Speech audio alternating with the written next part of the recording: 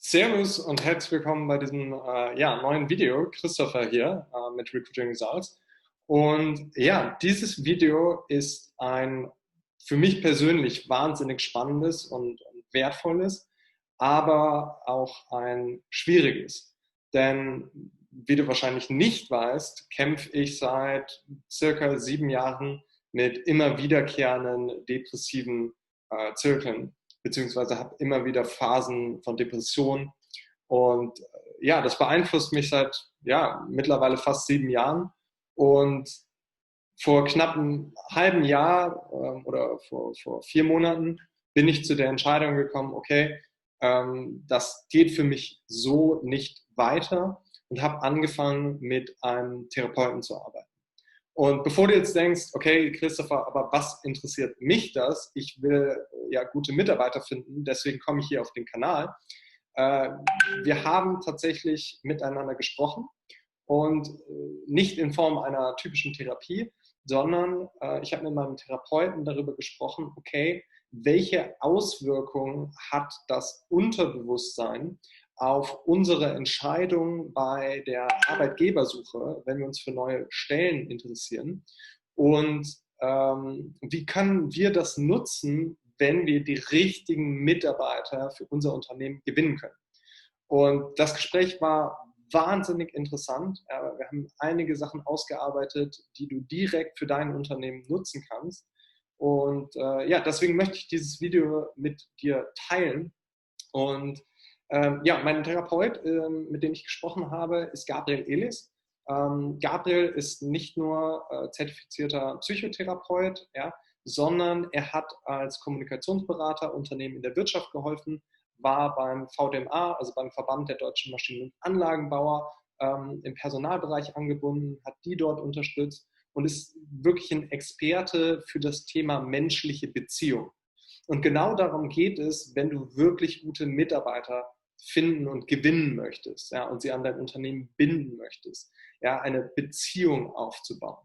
Und darüber sprechen wir in dem Video. Gabriel hat einen Podcast, der wahnsinnig interessant ist. Er ist außerdem, macht er gerade oder beziehungsweise hat den PhD in buddhistischen Studien in Warschau gerade abgeschlossen, was wahnsinnig spannend ist. Und du findest die Informationen zu seinem Podcast, sein LinkedIn-Profil und seine Homepage in der Infobeschreibung unter diesem Video. Unser Gespräch ist auf Englisch.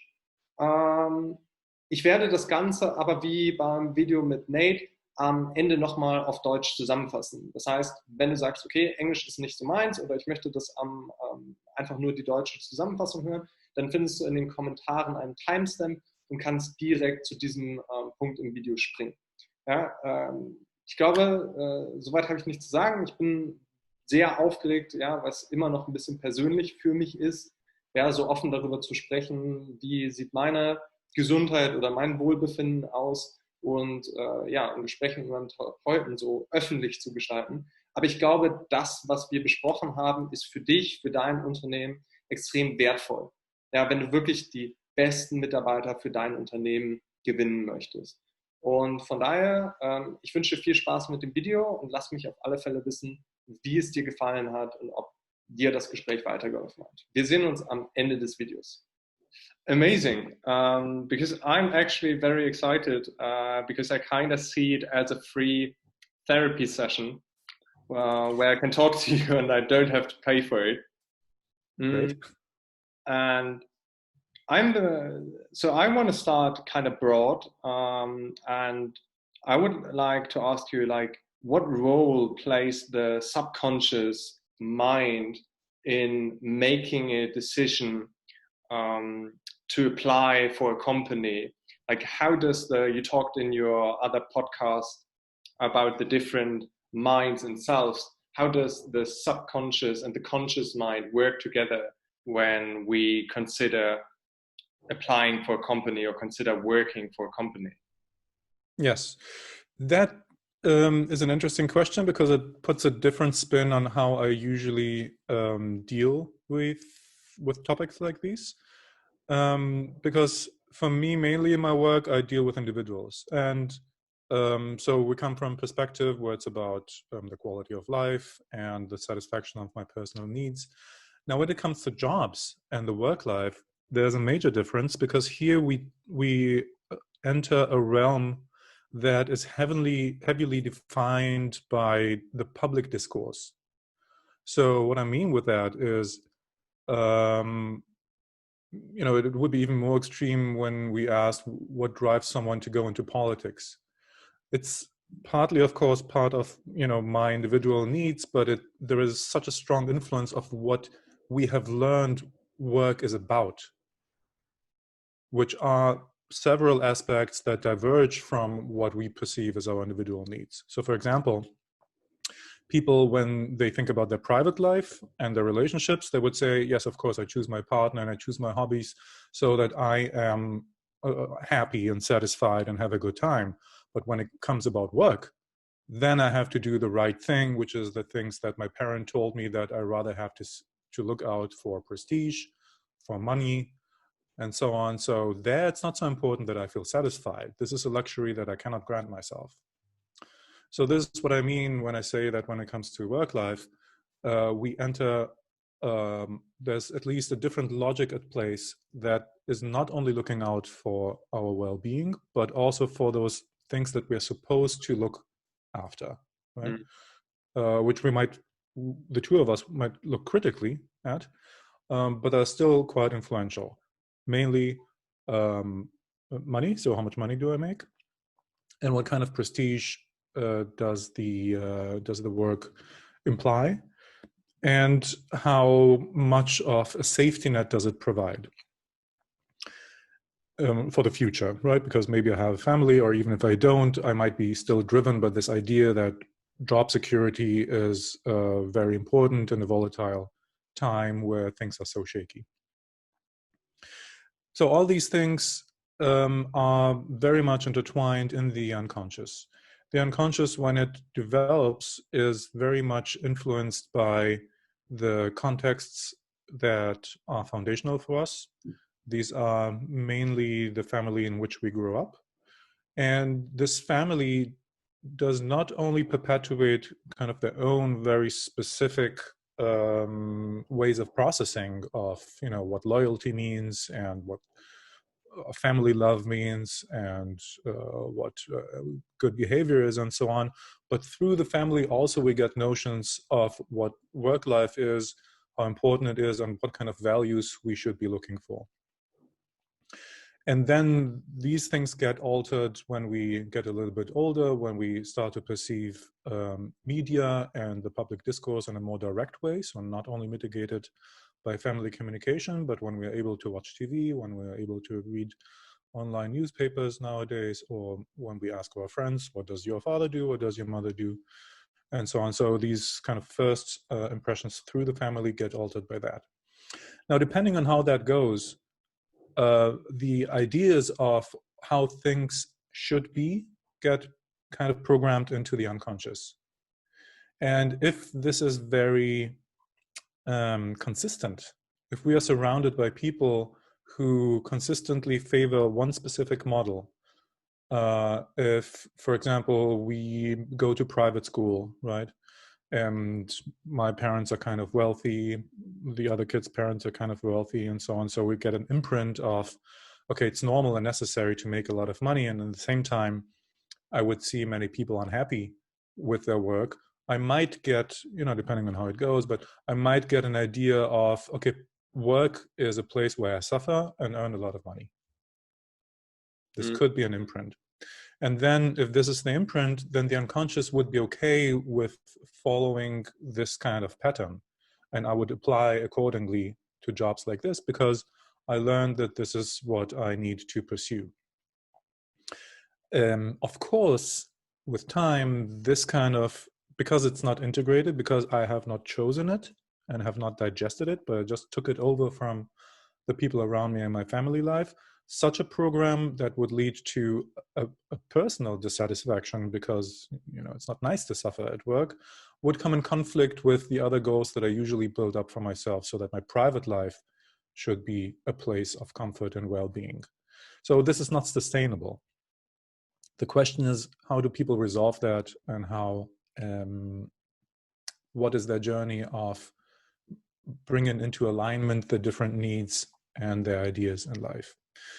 But okay, to come back to your original question and to make it relatively short, what is the role that the unconscious plays when I apply for jobs? It depends on the imprint and depends on what kind of work people have done prior to the application.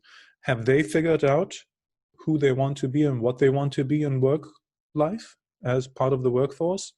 Or are they still in a more or less immature place where they have ideas about work that are not consistent with the rest of their personality? Yeah, that kind of reminds me, my girlfriend is, as you obviously know, a photographer and very interested in art. And she told me about this, I think, Russian director who was very moved when he saw Venice for the first time and said this really changed his life, and stated like, we are what we look at. And so do you propose, because not only for companies, for recruiters, people who are looking to find the right people, but I mean also for all of us, you know very well that I also struggle with figuring out like what is my subconscious and my consciousness searching for. What can we look for to figure out how our subconscious is shaped like? I love the metaphor of a whale you use in our therapy sessions. And how can we where can we look at to figure out the shape of this whale? Should we look at the family? Should we ask people or ourselves about, okay, what's my circle of friends? Like maybe you can talk a little bit about that. Yes. Maybe you can help me to specify from which perspective we're looking. Is that the perspective of a company that is interested in how to kind of assess people that apply for the company and try to find people who are well suited, or is this from the perspective of the individual? I mean, it's for both. I personally, right now, am more interested in, or more focused on, okay, as a company and myself as a service provider for these companies, how can I find out who is the audience, and how can I help these companies figure out how the applicants who apply for a job we promoted, if they're really a good fit? Because you know, we cannot count on what people conscious say about themselves. Yes, correct. So one thing that I think you can look out for and companies can look out for, at which point in the interview process do the applicants dare to say something maybe not controversial, but something that is not necessarily in the discourse? So, you know, you have someone who tries to say all the right things, right? How do you perceive work? And work is a place where you excel and where you try to do your best and you try to be a good team player, it's all meaningless, because, you know, when I say it's part of the discourse, it's the thing that you absolutely expect if someone simply tries to get the job, right? It's just nice talk. There's no real information there. Which for me, from the company perspective, would be just meaningless. If I had someone who would say those kind of platitudes in front of me, I would not know this person, because there's absolutely no distinction from someone who would just want the job for the sake of the job, and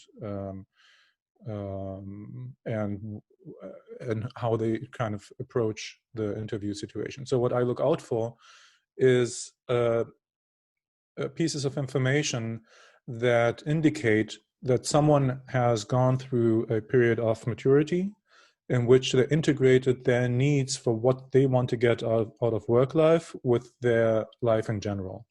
So when they, for example, set a limit to how much available they are, So, when they say, I know I have a family, so I'm not available, I would not be available on Saturdays, or I would not be available for work emails after 8 p.m. or 7 p.m. or something like this. Um, as kind as maybe off-putting as it might be from the company's perspective, because they ideally they would like to have access to the employee as much as possible, right? Especially in high demanding jobs. But they also have to keep in mind that to say something like this in a job interview might be a courageous thing to do. And this courage comes from a source of someone who has figured himself out or herself out a little bit more than the person who just tries to pretend that they are malleable to the extreme. So this would be for me kind of a sign of I would have more trust to a person like that. Yeah. Because they had the courage to stand up for their needs because they have figured it out. And here I don't mean, if they have kind of exaggerated ideas about how much they want to earn or something like that. This is not a thing of courage. That's just being cocky. And so it's more kind of the things that seem to come from a different dimension and are not entirely that don't entirely deal with kind of how well they excel at work or how fast they want to proceed in their career and so on. So if they say, "Oh, I'm not a team player. I'm one who is a go-to getter, and I'm achieving my goals," and so on, this is still in the dimension of work, right? Yeah. And doesn't necessarily indicate of how much they have figured themselves out, so to speak. I think that is the important part, like both for business owners, for recruiters, as well as all of us as individuals, like figuring out how we are and how other people really are. And what you just said kind of reminded me, and I'm going to butcher both his name as well as the concept he spoke about, but I think Danish philosopher Kierkegaard, who talked about that every human goes through one, I think, metamorphosis, or one moment where we are under extreme stress, and where I think he kind of, in very colorful words, describes how we burn out to become a better self. So should we look where in the history of a person this period of time, or where this moment of metamorphosis was, where people changed? It's not necessary. I certainly know different modes of metamorphosis. It doesn't have to be as drastic as Kierkegaard suggested.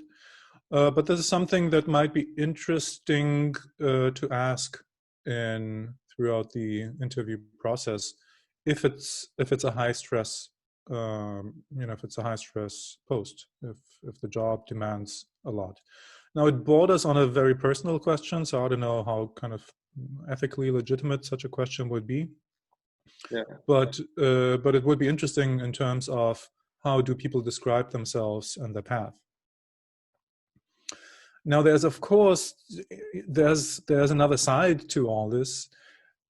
We can say that if someone has matured in their own way, they have found themselves, and thus they know what they are pursuing in their work life, how that fits as a piece of a puzzle in the whole strategy of satisfaction in life. The other side might be that they become too inflexible. And this is then kind of the problematic part for companies. And companies are interested in a sweet spot, right? Where people are kind of mature enough to know who they are. And if they are, then there's a higher chance for sustainability in work, so that people know how much stress they can deal with, they know what they're okay with, and it doesn't come to situations where they have to do something, or they want to do something that is actually not good for them, and then that hollows out their energy and makes them, to to mentally split with a company after a while, right? When we are forced to do things that are not good for us, not good for a family, or against our inner ethics, or something like this, at some point we lose touch with the company. We don't identify anymore, and then we lose interest and motivation for work, and eventually we have to leave for some reason or another. So this is what happens when people are not in touch with themselves. When people are, sorry to say it in this way, when they're too much in touch with themselves, right, from the company's perspective, then they might become too inflexible, right? So they're so in tune with what their kind of level of well-being is. They say, I will not compromise. Work is simply not important enough to compromise in the department of time, energy. I don't want to burn myself out. I want to live a completely sustainable life. And they might not want to engage in kind of peaks of stress that become very demanding, as it so happens with many demanding jobs. So these are the things to look out for. And when one asks, for example, as we just spoke about times of metamorphosis throughout life, then it's an interesting question to add up on. So, and where did that lead you to? What were the conclusions that you got out of this? Right? And one can straight up ask, if someone seems to be genuine in that respect, what is your, realistically speaking, what is your malleability? What is your flexibility when it comes to work? At that point, we come to another kind of level that is an interesting. Sorry Yes, to please. interrupt you, but this is a Go very ahead. interesting point when I put together what you said earlier, that the subconscious and therefore the vast majority of our personality and how we are is shaped by our past experience, by the family, the society we grew up, and the experience we had. Shouldn't I be more asking, like, how were you flexible in the past? Yes. So usually this would be a very good indicator. And there are kind of many studies that show that one of the most reliable set of questions, even though it might sound unfair, is to ask, how have you reacted in the past to stressful situations? Right. So overall, statistically, this is a relatively good predictor of how people would again react. But when we speak in terms of personal transformation, then we allow for the possibility for people to have changed. And here, to have a slightly more complex model that companies could use, I think it's more interesting to ask, what are the different periods in your work life that where you have changed in the way that you responded to stressful situations at work?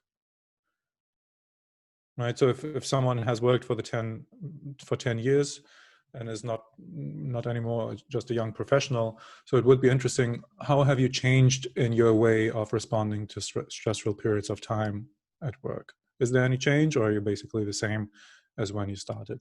So this would be a combination of the question of how did people react to the past, how much are they kind of enslaved to the rhythms and to the structures that they have been brought up with, or where they just learned a set of behaviors, or have they gone already through a certain stage of metamorphosis where the distant past is not anymore a good predictor of how people behave, because they learn to educate themselves and to grow and to become, so to speak, their own person, where the background is not the essential determinant force anymore.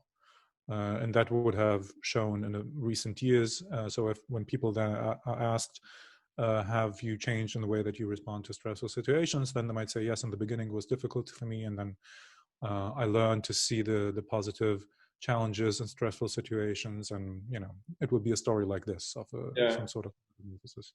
So that kind of reminds me of a little bit of the, I think it's in programming. You look in So what you get out of a system, the output is what you did put in, the input. So to look at, okay, what's the input that people had, which is their experience, their family, their circumstances, their history, their friends, what they do in their leisure time, what they read. And I think that's kind of the beauty of what HR can be and what recruiting can be, and why I'm so passionate about that. Because if companies do a good job in their recruiting and in their qualification and feedback to candidates, this can actually help individuals, like actual human beings, to reflect more about themselves and to understand themselves more, and then use that knowledge about themselves someplace where they can move more things. And you talked in, I think it's episode 4 of your podcast, which is really great. You talked about that the subconscious is organized, like almost like language with grammar, like rules, as in grammar. And so how can we speak to the subconscious self? Is there any way where we can talk directly to the subconscious self and try to get a better understanding? Again, you have to help me in the context. With the context, how is that embedded? So right now, I have the image in my head, like when I'm creating job advertisements in social media, or when I'm writing a career page and the job description, I'm always thinking, okay, how can I get the people who are reading this to really understand that, get the picture that is behind that, which is a metaphor for what is happening in the business and what the business is doing and what it stands for. And to be able to make a good decision, am I interested in this? And am I suited? Am I fit for this position? And I wonder if you know anything how we can talk better to the subconscious self, so we create a better understanding. And I want to go in depth about this understanding topic more later, because I think it's really interesting. Yes.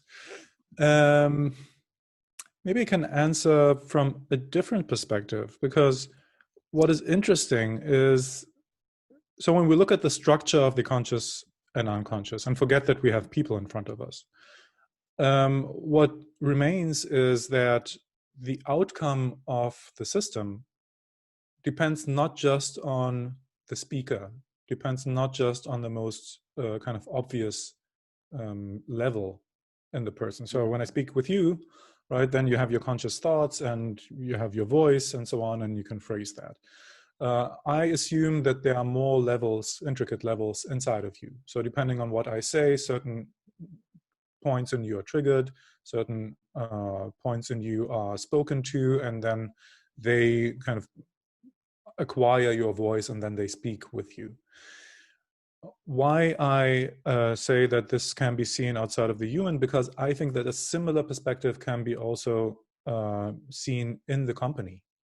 When I have an interview and there is an HR representative in the interview, then I speak with one very specific level or structure of the company, which does not necessarily represent the whole company. And here's, I think, where companies can do a good job themselves in the interview process or in the acquisition process, because it would be misleading to have only HR representatives or company representatives in the interview who paint the company in the brightest and most beautiful pictures. Yeah. We don't want that from the interviewee, and the interviewee doesn't want that from the company either.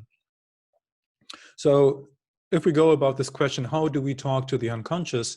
How do the people who are responsible for the interview process, how do they come to realistically represent the company to the interviewee in the process, so that they can realistically describe to the interviewee what the company that they are applying for is, right? So ideally, maybe HR is not a bad place to be there, but ideally they would have done some information gathering throughout the company, or they have representatives of other structures of the company also in the interview process, who would then kind of more or less realistically describe the situation in which they are. This is going well, this is not going well, but we are in a restructuring process, we are about to improve this, and so on, so that again, they can describe themselves more realistically. Now here, if we apply this metaphor of how does the company talk to its own unconscious, it would be to look at the parts that are not working according to their mission statements and to their overall company goals. Yeah. Right?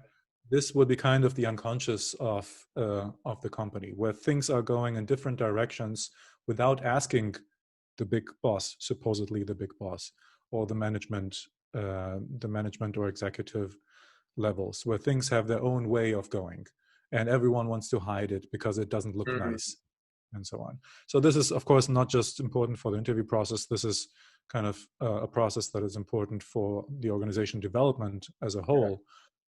A company that is maturing is mature enough to look at the things that are not going well and to integrate them, to face what is not kind of beautiful to look at, and to include that into the growth process in which companies are on a day-to-day basis.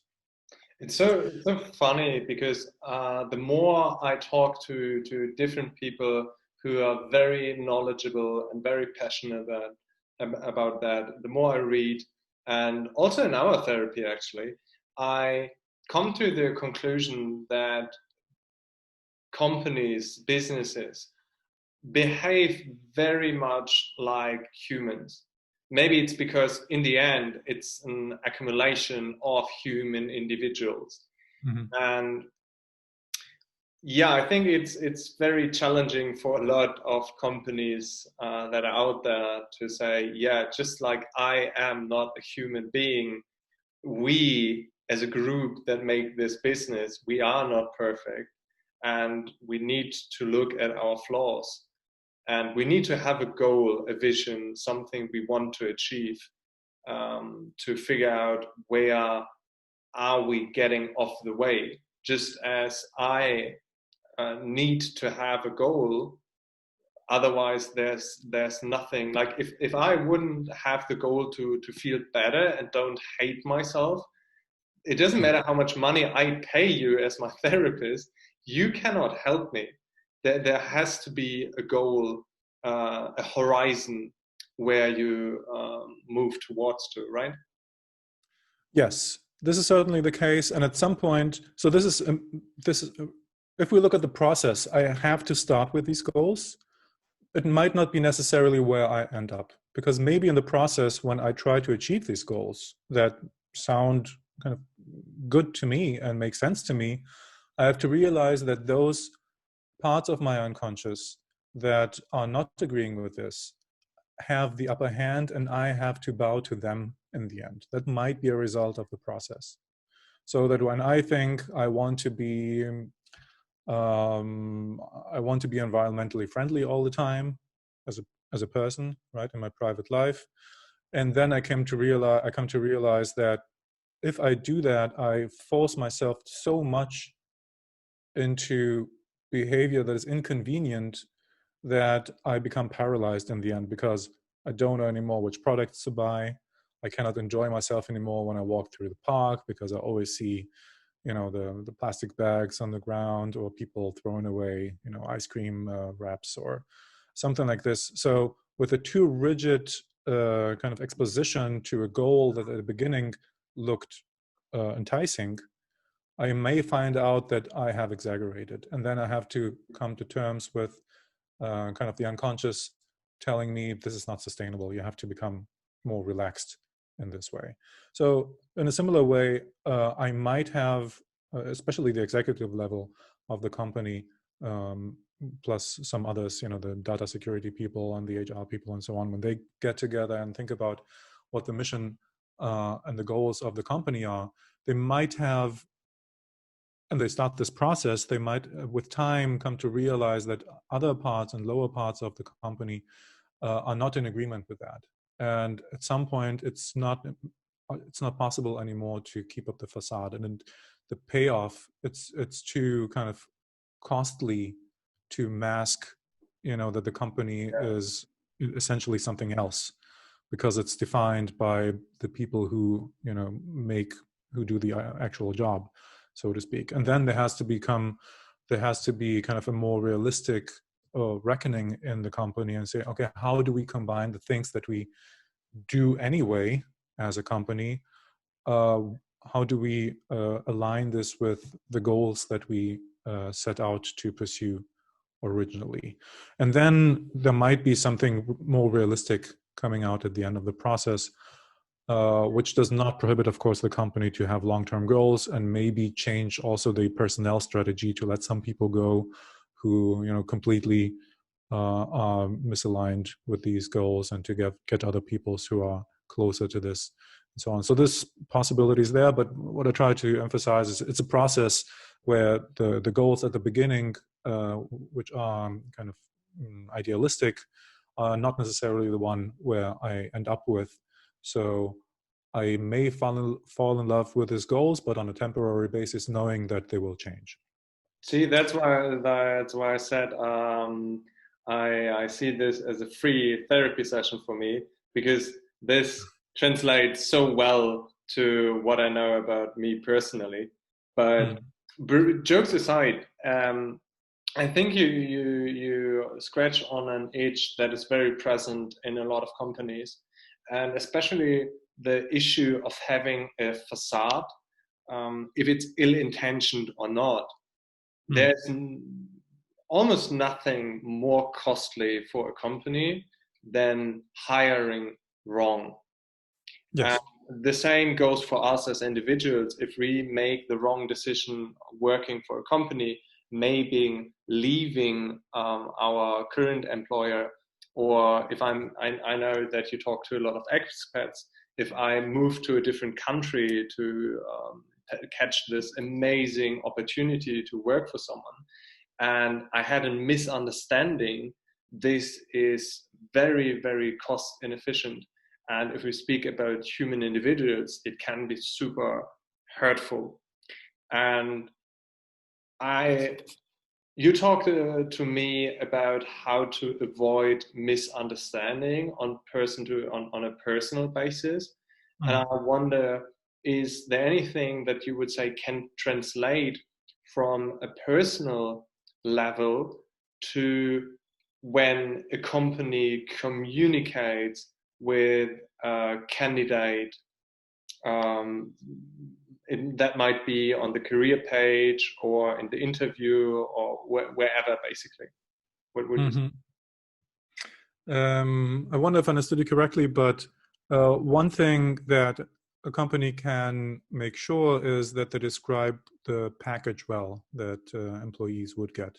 So especially if they have to go abroad, what I think still companies underestimate is how much of a stress this is for the individual, because invariably the individual, the worker, the employee, they leave a lot behind. Maybe they are, very interested to go abroad, and as you know, there is an adventure aspect there, and it can be freeing to live in a different country and so on. So there are many upsides to that. But socially, I'm isolated from my background culture.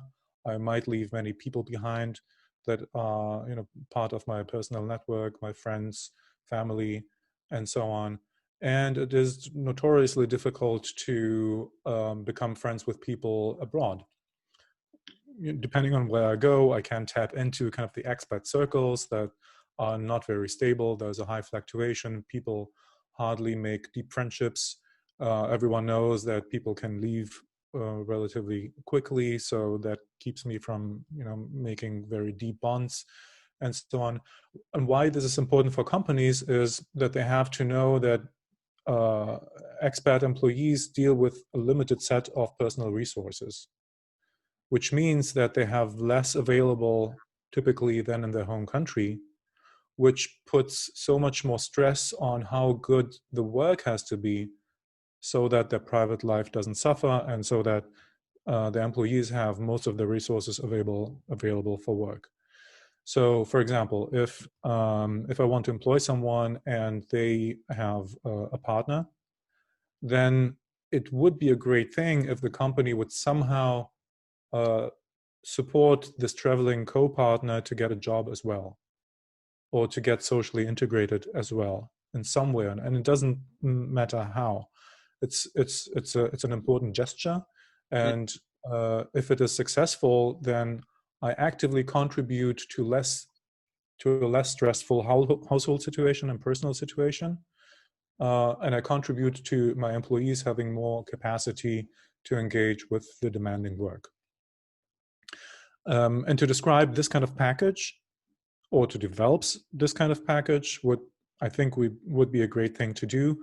And the more this is kind of part of the normal processing for the HR department, the less kind of costly it will be. After the 20th, the 30th case of kind of integrating a traveling partner to some sort of workforce, be it in this very company or some other company, there are processes in place, there are protocols, there are best methods to choose. So the 51st case is not as demanding as the first or the 10th. Yeah. So I think it makes sense to develop these processes so that I can describe them as part of the package that comes with this work abroad, so that my employees who maybe already have some experience with living abroad actually appreciate the attractiveness of this position.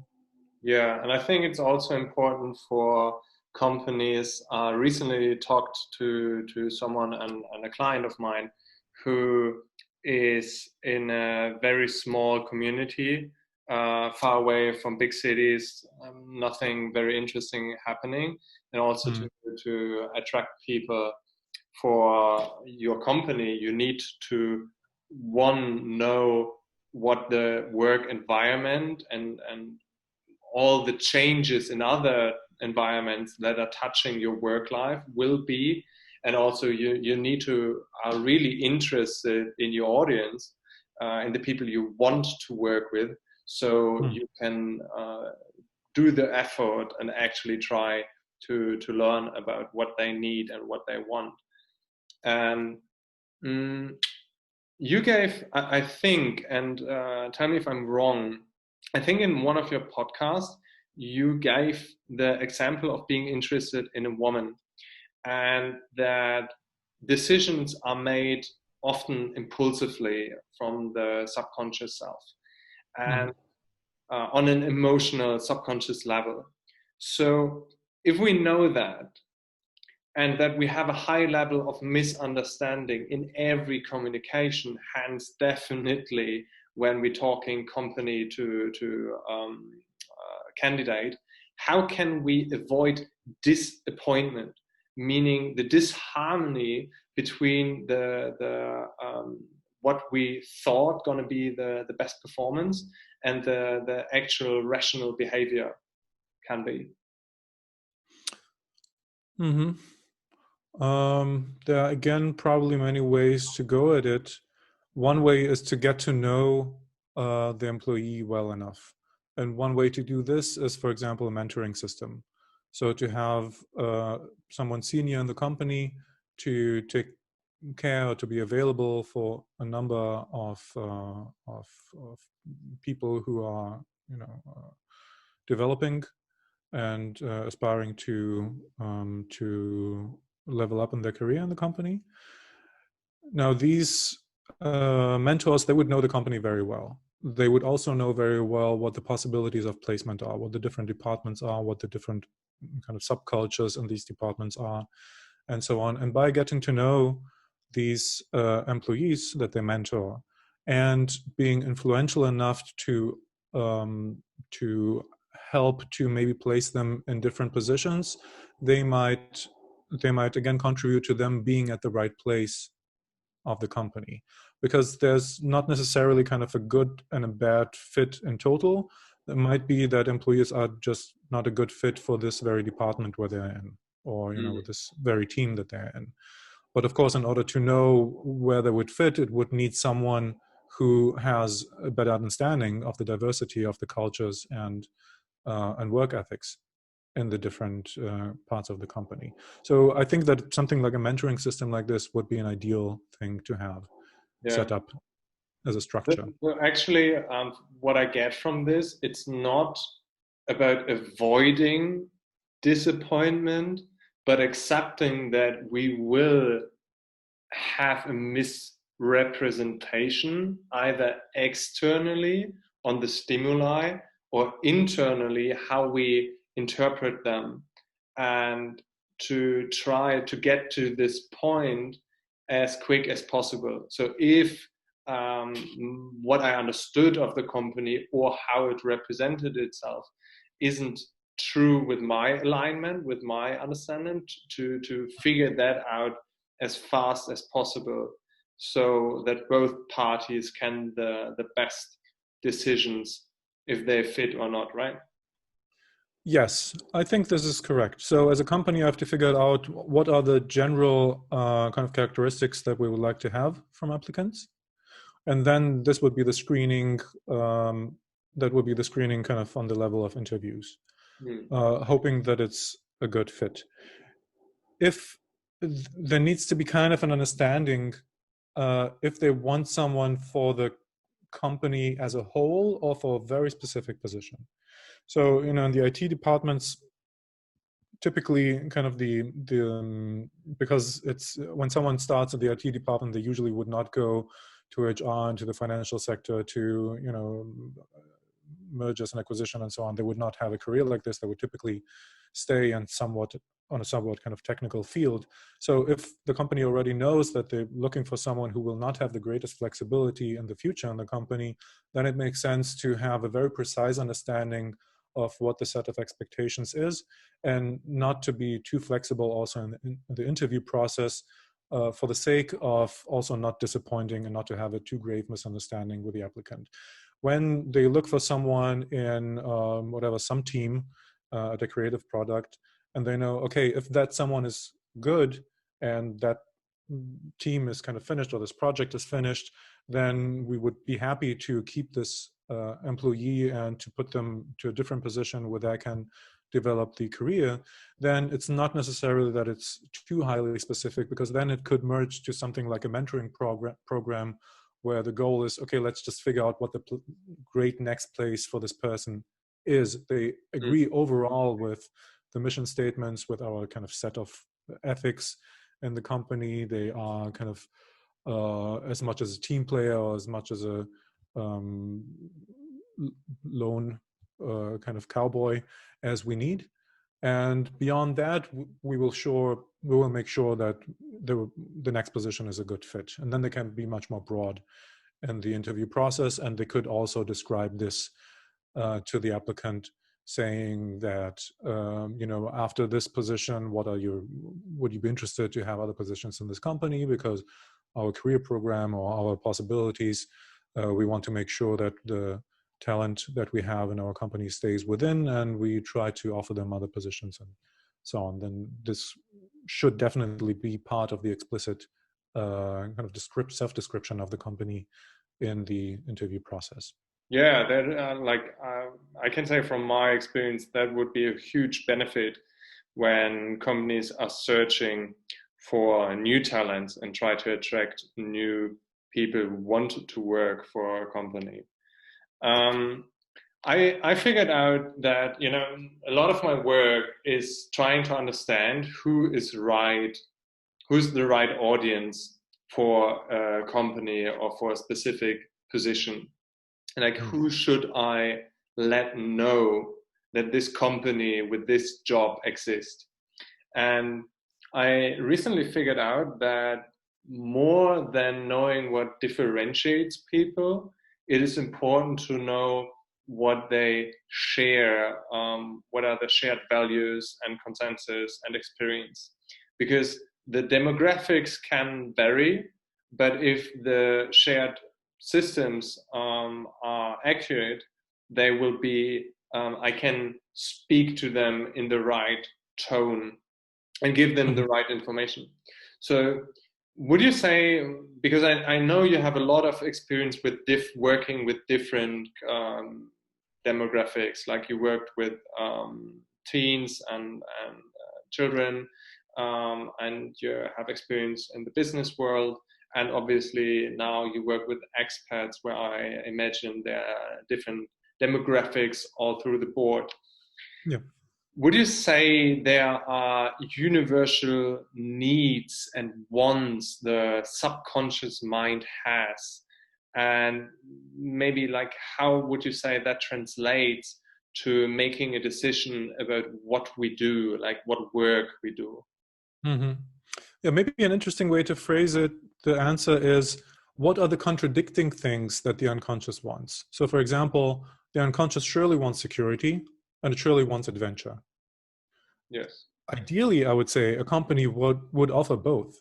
Now, I don't know exactly where where people are on the spectrum. Some people are very security oriented. Some people are very adventure oriented. But if a company knows itself well enough to know where on the spectrum it can offer, or what kind of positions it can offer to people to satisfy these kind of two aspects, that might be ideal. So, for example, the matrix organization, right, where people are in a line position but also participate in projects. So they are vertically in line, right? They have some position of junior manager or something, but then horizontally, they would be part of a project where they are independent players, where it's more about the team dynamic and so on. They would be satisfied in terms of security with their line, right? Where they would know that, okay, in 2 years from a junior manager, I could become kind of a senior manager, partner, or whatever. And in the project, this could be kind of the adventure part, right? So that they know, okay, for half a year, I will be part of the product development kind of group in the service or this new interesting product that we try to launch next year. So to have both in place would be kind of would be in line with how the unconscious is structured, because it often wants opposite things at the same time. What are other things? There's a need for team, and there's a need for working alone, right? And there are advantages to both of this. The advantage for working alone is that everything that I do can be attributed to me, whereas in a team, those kind of things are not very clear all the time, and some people want either, right? And again, to know well enough kind of how to create teams, how to keep teams going, how to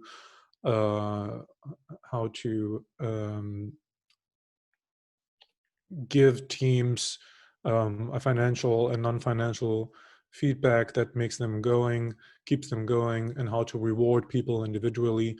This is something that a company has to know, how they want to handle these things. And again, the ability to offer both, maybe even at the same time, so that even within the team structure, there are kind of processes and measures in place so that I can reward also individuals for their contribution. That might satisfy, again, both aspects of the unconscious, who want to be in a social structure and also want to be acknowledged for who they are individually. Yeah. I remember from, I think, our second or third session, I talked to you about this personality test that I love so much. And if I remember correctly, you were very polite and very interested in all information about me, but also said that you are not the biggest fan of personality tests. I know a lot of recruiters and CEOs who are trying to find people with the right fit. I mean, that's basically what we all want as a business or as an individual. And so personality tests are often a way that presents itself as very useful in finding the right people for work or the right work for yourself. What is your position on personality tests in this kind of environment, in finding out if a candidate is a good fit, and what might be a better way? Yes. Here I can give you an example. If an experienced manager who has, 2-3 decades of experience with not just hiring people, but working with people, working with many kinds of people, working with customers and clients and employees and service people and so on. So they have a vast set of experiences with people. If they were kind of present at the interview process, they will get a very complex understanding of the interviewee. They might, for example, intuitively understand, with this person, we can go in this direction. In this aspects, they are kind of immature. They don't know exactly where to go yet, but I'm sure we can bring him or her in this direction. In these other fields, they are already mature, they know who they are, and we can confidently use them in team situations because they're good, moderators, or they can explain well presentations and so on. So here they have found themselves already.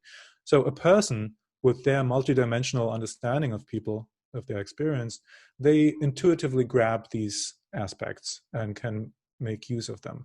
Now, a personality test, what I find difficult with that is a very two-dimensional understanding of people. So, and often enough, we get a two-dimensional kind of graph with the different dimensions, like in the Myers-Briggs indicator, and then, or, the big 5 personality factor, whatever test we use. And then we see kind of how strong the introversion, extroversion, and so on, the productivity, the effectiveness, and so on, is with people. What it doesn't take into account is what talented people see intuitively is what is the time dimension in this, right?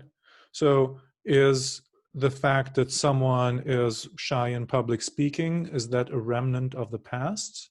Is the person on the trajectory to change that, right? So is there a development in time to this very specific factor that with a test I can only kind of perceive on a very factual basis as it is now, but without kind of the time understanding? And there's even a third kind of level, or a fourth dimension, if you will. Do I have someone here that when I place them in very specific circumstances, I can incite from them different aspects of the personality? So we have kind of the two-dimensional thing. How is it now? Just flat, right? The things that I can grab with a personality test. The next layer is, how is that on the additional layer of time? On which trajectory are they? Are they forgetting certain things? Are they learning certain things and developing certain things? And then the additional layer of how can I, the factors that are in place, how can I create circumstances so that these factors come to fruition or are subdued, right? If someone is highly ambitious and has, thus kind of an aggressive streak to them, and is it possible for me to create circumstances so that we don't evoke this aspect? Because in a team, again, for example, I put them in a team structure, but then I make sure that they get a lot of individual feedback so that they don't have to be afraid that their contribution to the team goes lost. And then they would not have to fight kind of for their position of team leadership in order to be seen. So if I know these things, how do I create a structure so that the aspects that I'm interested in, I as a company, so that they come to the front or others go to the back? Mm-hmm. And these kind of additional layers I cannot really see with the test. Here I need some other tools or experienced people in the process that help me, for sure, at least to enrich the information that I get from standard questionnaires. Yeah, where I see a danger is that often from my experience, I never use personality tests with my clients, that when you have a personality test, when you use a personality test, usually you give too much people not this chance of gathering in-depth information. So you lose a lot of potential, very good talent, very fit people. And it reminds me of, I think I talked to you about this book from Jerry Saltman, How Customers Think, and where he talks about that in 7, 8 one-on-one personal interviews, you get the same amount of understanding and data as in a survey with 80, 90, 100 participants. So if I understand you correctly, you would propose, or you would, now I'm actually missing a word, not propose to use personal interviews over personality tests, but in a way you do, right? Well, at least additionally, now, and here for the company, of course, the question is, what kind of position am I looking at, and how much do I want to invest? Because it's certainly cheaper to use standard tools or adapted tools, 12-item questionnaires, rather than personal interviews or assessment centers, which are extremely expensive. And what I learned, an important aspect is, and to factor in not just the cost per position, but also what is the follow-up communication with the rejected interviewees. What I mean with that is that people, after the interview, they usually talk about it. They talk about it to other people, and the way that they communicate contributes to the reputation that a company has. Now, if I look only at the predictive value of tests or measures, then surprisingly, a relatively standard IQ test has almost as much predictability as an assessment center, which means they're relatively good at predicting, how well someone performs, to put it very simply. A huge difference is that if someone hears that they were rejected on the grounds of an IQ test, they would be highly disappointed and would talk about the company accordingly and would reduce their reputation in general in public. Whereas if they feel that they are acknowledged, they will be listened to, they will put to the stress, will given different tasks as in assessment centers, there is usually a very high acceptance of being rejected after a procedure like this, because then they have the feeling, okay, that was a complex enough procedure, so I'm sure they must have had their reasons. And I saw actually how people, my competitors, how they reacted in, the inbox test and the presentation test and so on. So there's an understanding of, maybe I was not good enough. So they're much more capable of handling a rejection and, in fact, talk even positively about the company. It's like, they made an effort, was a good thing to do, and so on. So for the company, it's a balancing act, but it's kind of worth knowing for the company that they have to take into account how the numerous people that they reject, and this is the majority of people, they will take only the vast minority, a small minority, and the rest will be rejected. Those rejected people will talk about the company.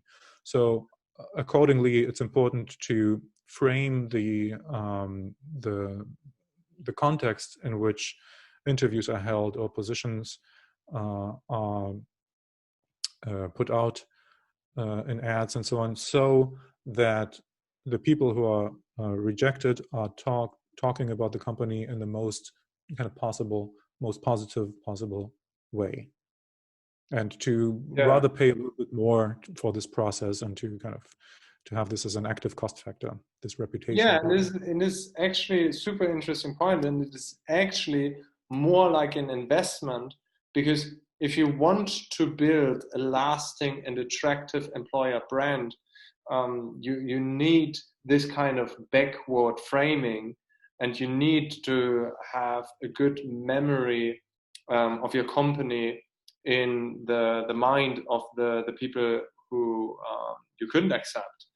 And actually, I worked with some clients of mine where we had a very delicate process of evaluating the candidates and actually talking to them, giving feedback when they didn't make the cut, partially offering a place in the talent pool, and also using valuation, employer valuation about the application process, which you can use on different platforms like Glassdoor to actually boost the social proof and the attractiveness for the company, even with people who you said, I'm sorry, you were not the chosen one.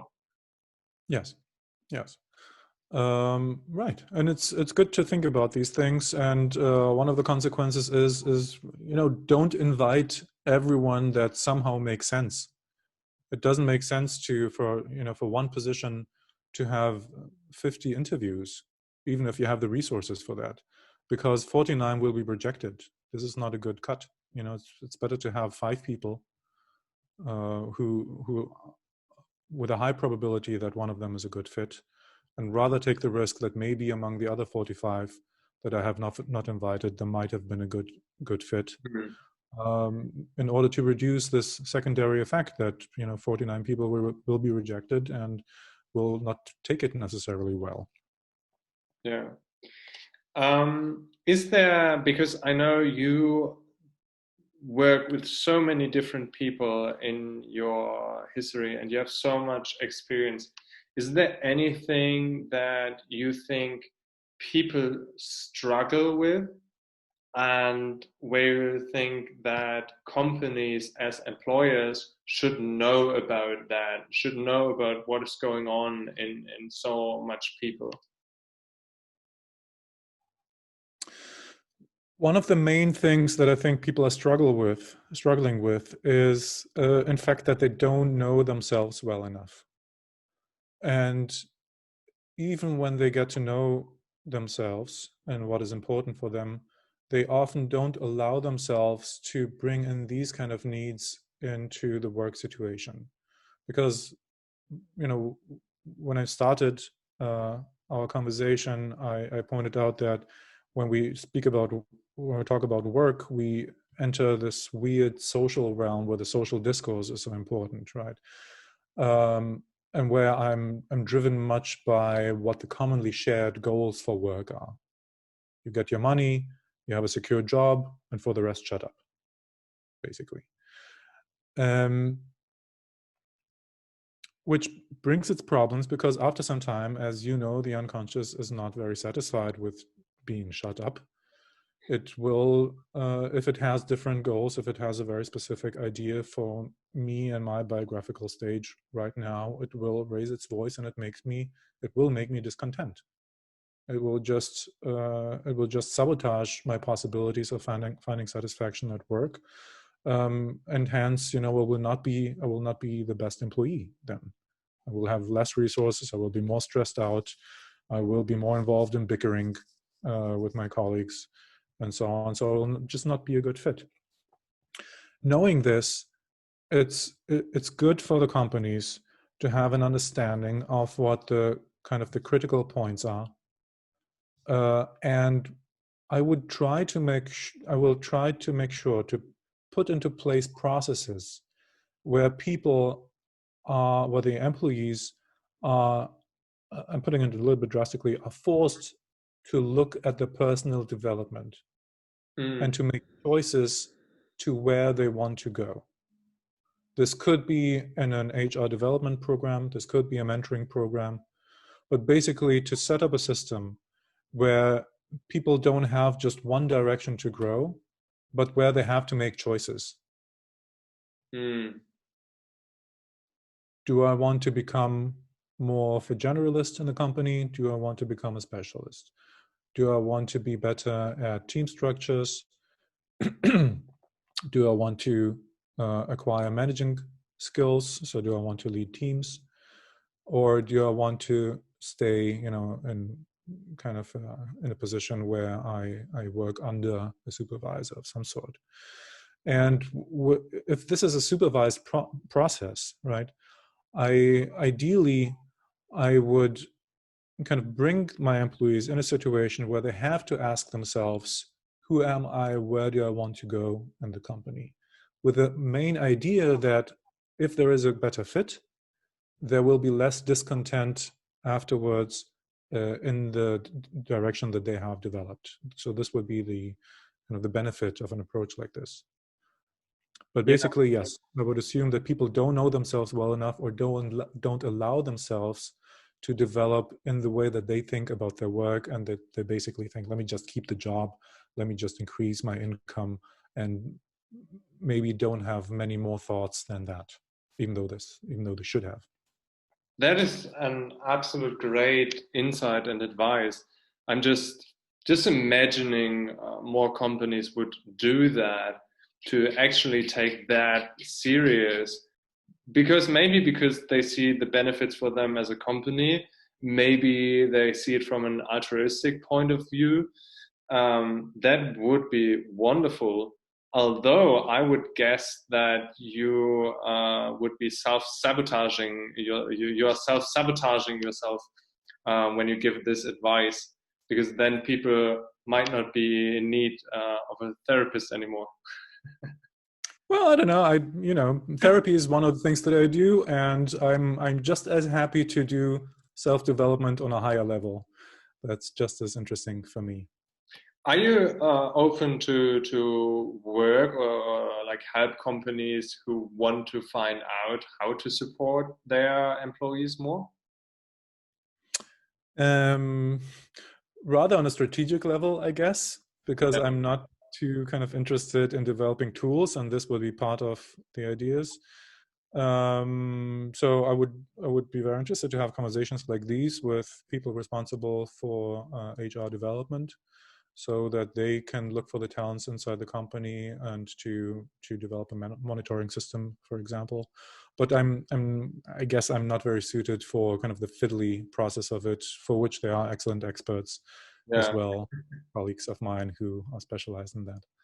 I think there's a reason why you work with experts. You know, if you have this desire for freedom, for self, what's it called, dependency, creating Self-reliance, yes. that you never, like, if you had this wind in your nose once, you never get rid of it. That might well be, yes.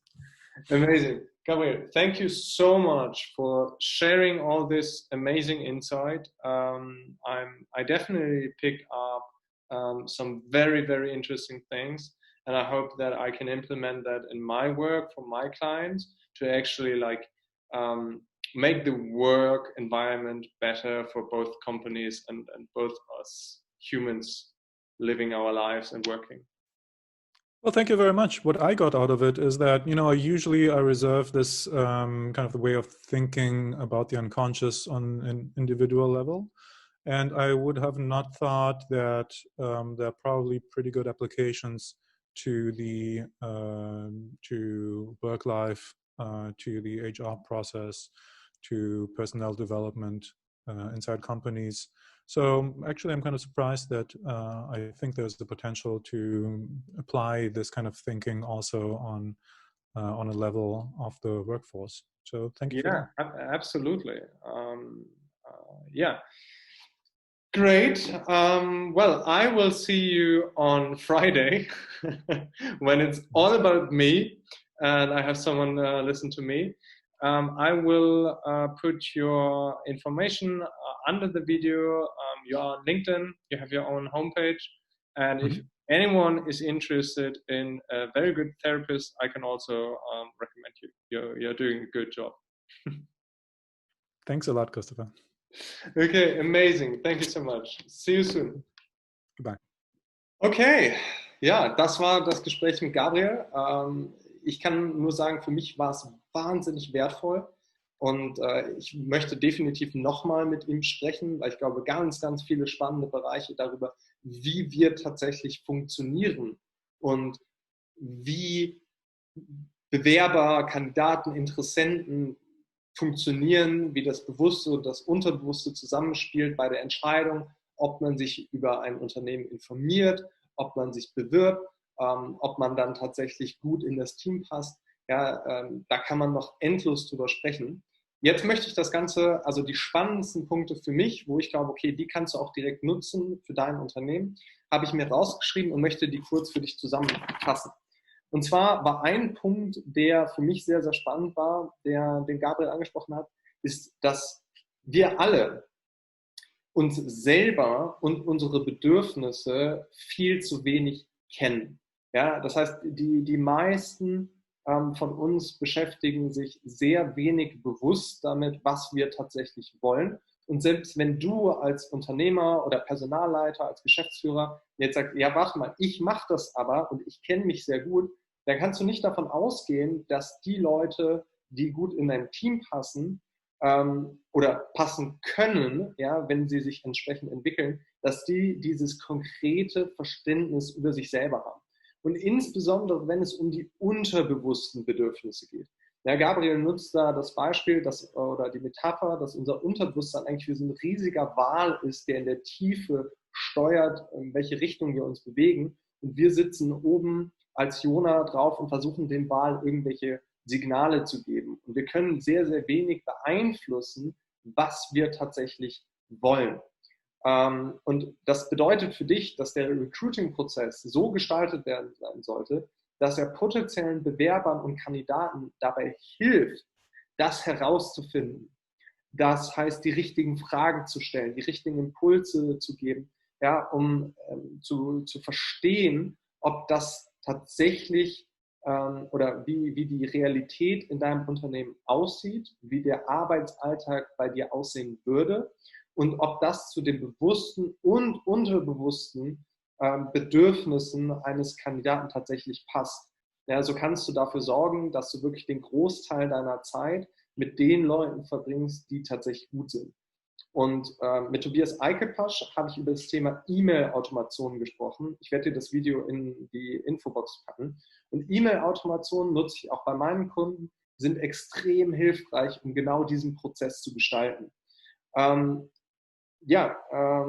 Das heißt, achte auch in Interviews darauf, auf ungewöhnliche Aussagen, die das eigene Selbstverständnis eines Bewerbers und die Grenzen, die jemand bewusst oder unbewusst gesetzt hat, vielleicht aufzeigen.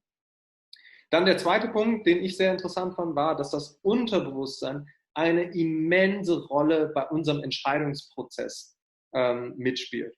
Und die Interpretation eines Jobangebots erfolgt vor allem mal im Unterbewusstsein. Ja, das heißt, kleine Cues und Hinweise, im Englischen spricht man von der Candidate Journey. Ja, wie gestaltest du den Prozess von Interessent zum Kandidaten beziehungsweise zu jemandem, der tatsächlich bei dir arbeitet? Und immer wieder Hinweise zu geben, bewusst. Metaphern funktionieren da zum Beispiel sehr gut. Bildsprache, wenn du beschreibst, wie es bei dir ist, wenn du Interviews mit anderen Mitarbeitern nutzt, um tatsächlich dem Unterbewusstsein zu helfen, zu interpretieren, in der richtigen Art und Weise zu interpretieren, wie sieht es bei dir im Unternehmen tatsächlich aus, damit Bewerber bessere oder Interessenten allein schon bessere Entscheidungen treffen können, hey, ist das richtige Unternehmen für mich? Brenne ich tatsächlich dafür?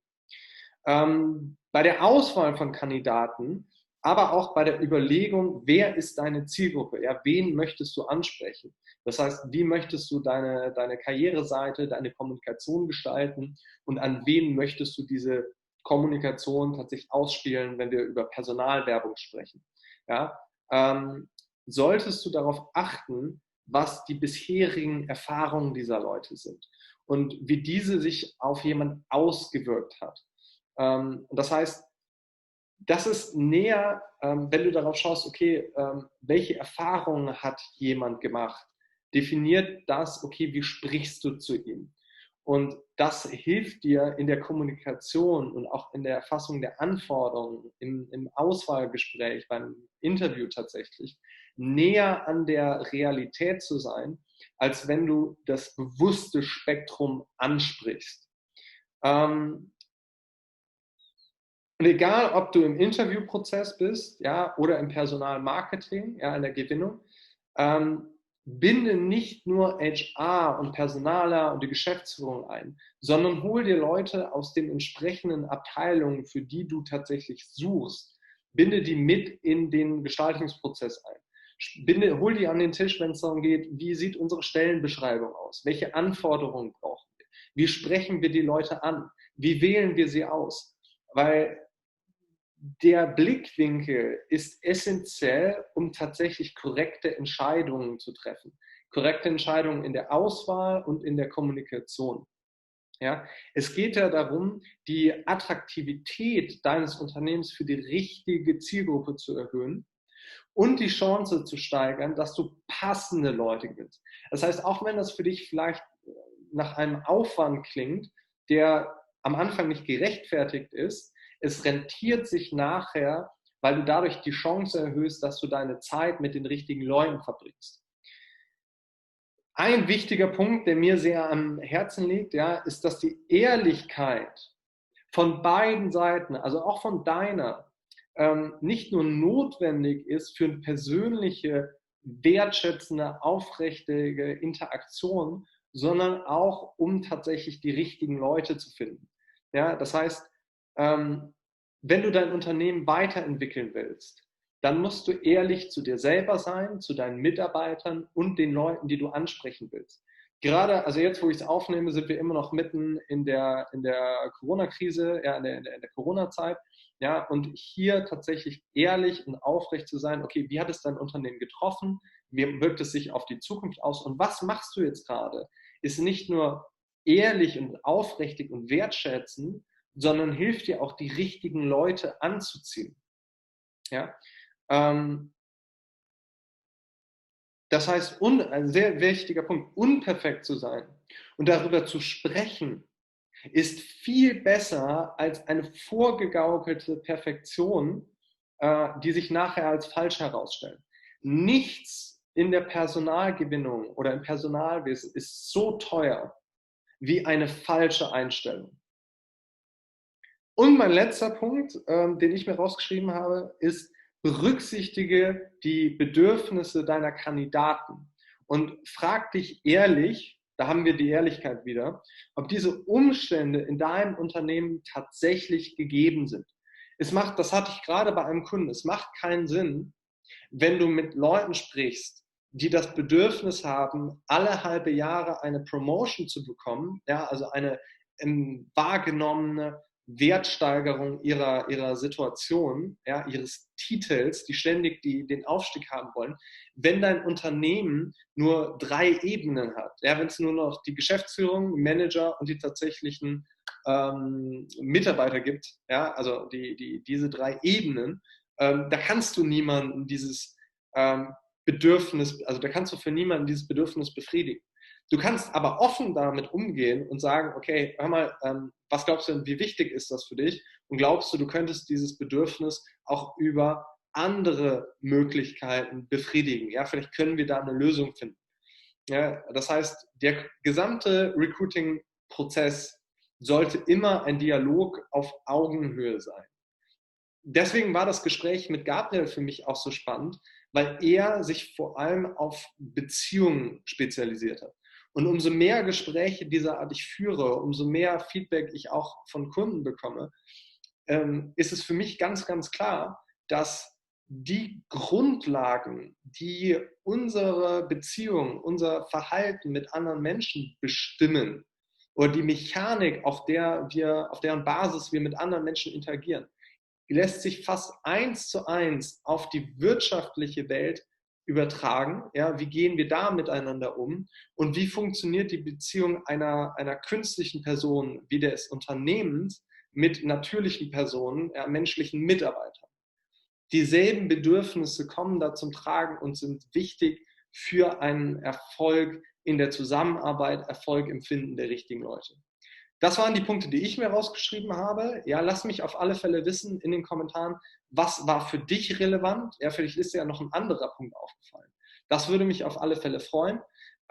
Grundsätzlich, wenn du wissen willst, wie du die passenden Mitarbeiter für dein Unternehmen gewinnen kannst, wenn du damit gerade Probleme hast, wenn du vielleicht zu wenig Bewerbungen bekommst, ja, oder die Qualität ist nicht ausreichend, ja, und du möchtest wirklich die richtigen Leute für dein Unternehmen anziehen und du möchtest da einen Prozess haben, der dir zuverlässig dabei hilft, die richtigen Leute einzustellen, dass dein Unternehmen wachsen und sich weiterentwickeln kann.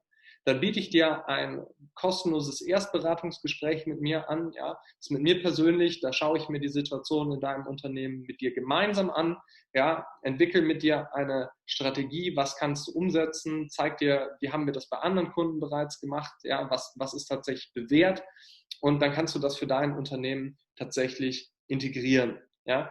Den Link dafür, ja, um dir einen Termin für das Beratungsgespräch zu sichern, findest du ebenfalls unter diesem Video in der Infobeschreibung und in den Kommentaren. Ja, schick mir einfach eine Nachricht, ja, und dann helfe ich dir da gerne weiter. Ansonsten Das war's für dieses Video. Ja, es hat mich sehr lange gedauert, zu dem Punkt zu kommen, wo ich das Ganze wirklich fertigstellen kann, weil ich viel selber gezweifelt habe, ist das das Richtige und wie offen kann ich einfach damit umgehen. Aber ich glaube, es geht nicht darum, perfekt zu sein. Ja, diese Gespräche sind in erster Linie für mich, weil ich mich weiterentwickeln will, weil ich bessere Ergebnisse für meine Kunden haben möchte. Und am Ende des Tages teile ich sie einfach mit dir und hoffe, dass sie dir genauso weiterhelfen oder in irgendeiner Art und Weise weiterhelfen, wie ich was daraus gezogen habe. Das war's für dieses Video. Ja, ich wünsche dir viel Erfolg in deiner Personalgewinnung. Ja, und wir sehen uns beim nächsten Mal. Dein Christopher. Ciao.